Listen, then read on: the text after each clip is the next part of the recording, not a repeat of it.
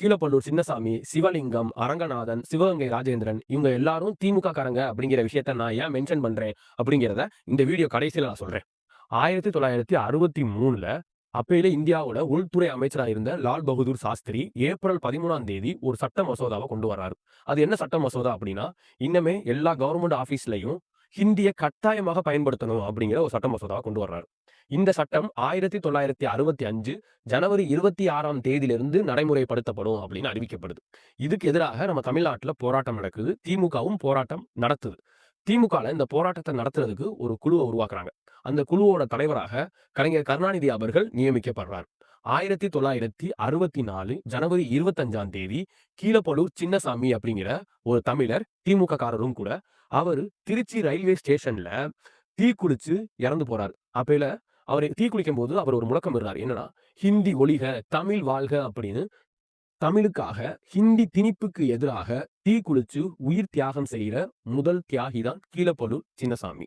அதிலிருந்து ஒரு வருஷம் கழிச்சு 1965 ஜனவரி 26ஆம் தேதி, அதாவது சட்டம் நடைமுறைக்கு வர்ற அன்னைக்கு அதிகாலையில சிவலிங்கம் அப்படிங்கிற ஒரு திமுக நபர் ஹிந்தி திணிப்புக்கு எதிராக நம்ம தாய்மொழியை பாதுகாக்கணும் அப்படிங்கிற காரணத்திற்காக தீக்குளிச்சு இறந்து போயிடுறாரு. அவரை தொடர்ந்து அரங்கநாதன், அவரும் திமுக காரர் தான். ஹிந்தி திணிப்புக்கு எதிராக நம்ம தாய்மொழியை பாதுகாக்கணும் அப்படின்னு தீக்குளிச்சு இறந்து போயிடுறாரு. இவங்க 2 பேருமே தமிழர்கள். ஜனவரி 27ஆம் தேதி மாணவர்கள் எல்லாரும் ஒன்று கூடி போராட்டம் நடத்தணும், ஊர்வலம் நடத்தணும் அப்படின்னு ஒன்று கூடுறாங்க. ஆனா காவல்துறை அப்பவும் அவங்கள தடுத்து நிறுத்துது. 144 தடை உத்தரவு போட்டிருக்கு. ஆனா நீங்க உங்களுக்கு போராட்டம் பண்ணவோ, ஊர்வலம் போகவோ அனுமதி இல்ல அப்படின்னு காவல்துறை மறுக்கிறாங்க. உடனே மாணவர்களுக்கும் காவல்துறைக்கும் இடையில வாக்குவாதம் நடக்குது. அந்த வாக்குவாதம் தள்ளுமுள்ள ஆகுது. அப்பயில காவல்துறை மாணவர்கள் கூட்டத்தை பார்த்து துப்பாக்கியை வச்சு சுடுறாங்க. ராஜேந்திரன் அவர் குண்டடிப்பட்டு கீழே விழுந்து கிடக்கிறாரு. அந்த கீழே விழுந்து கிடக்கிற ராஜேந்திரனை காப்பாத்துறதுக்காக சக மாணவர்கள் முயற்சிக்கும் போது காவல்துறை என்ன சொல்றாங்கன்னா, நீங்க முன்னாடி வந்த அந்த மாணவனை தூக்குனீங்கன்னா உங்களையும் சுடுவோம் அப்படின்னு காவல்துறை மிரட்டுது. அவங்க இந்த பக்கம் மிரட்டிக்கிட்டு இருக்கும்போது இந்த சைடு கீழே விழுந்து கிடக்கிற ராஜேந்திரன் உயிர் துடிக்க துடிக்க இறந்து போயிடுறாரு. இந்த ராஜேந்திரன் சிவகங்கை மாவட்டத்தை சேர்ந்த கள்ளல் பகுதியை சேர்ந்தவர். அதனாலதான் இவர் சிவகங்கை ராஜேந்திரன் அப்படின்னு சொல்லுவாங்க.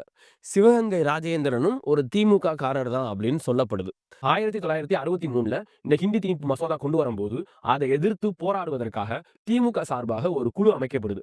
அந்த குழுவோட தலைவராக கலைஞர் கருணாநிதி அவர்கள் இருக்கிறார். இன்னைக்கு கலைஞர் அவர்களோட குடும்பம் எந்த அளவுல இருக்கு, தமிழுக்காக ஹிந்தி திணிப்புக்கு எதிராக போராட்டம் பண்ணி தீக்குளிச்சு இறந்து போன இந்த திமுக தொண்டர்கள், இந்த திமுக தியாகிகளோட குடும்பம் எந்த அளவுக்கு இருக்கு, இதை நீங்க கம்பேர் பண்ணிக்கிட்டாலே இன்னைக்கு இருக்க திமுகவோட தன்மையை நீங்க புரிஞ்சுக்கலாம்.